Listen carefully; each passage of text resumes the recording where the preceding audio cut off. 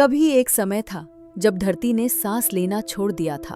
पेड़ दे चुके थे, नदियां सूख गई थीं और आसमान धूल से भरा हुआ था।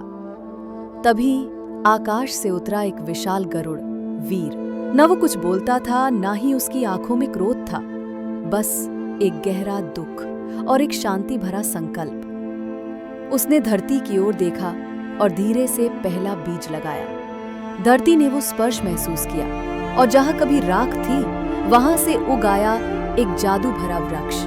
उसके पत्तों से रोशनी टपक रही थी, जैसे धरती फिर से सांस ले रही हो।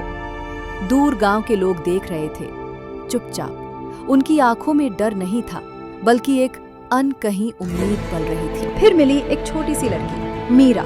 उसने हाथ बढ़ाया और पहली बार वीर झुक गया। एक बच्ची और एक गरुड़ के बीच बिना शब्दों का एक गहरा रिश्ता बन गया।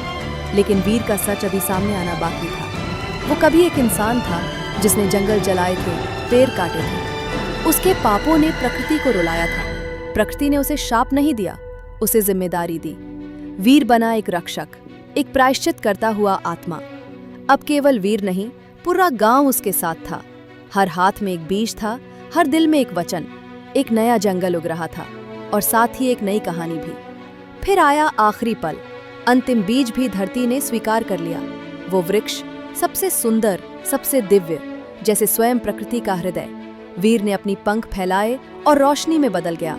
वो अब गरुड़ नहीं रहा, बल्कि एक प्रकाश जो आसमान में विलीन हो गया। जहां कभी राख थी वहां हरियाली है, जहां चुप्पी थी वहां जीवन का संगीत है, और जहां वीर गया वहां हर पत्ता उसकी रोशनी से चमक रहा है।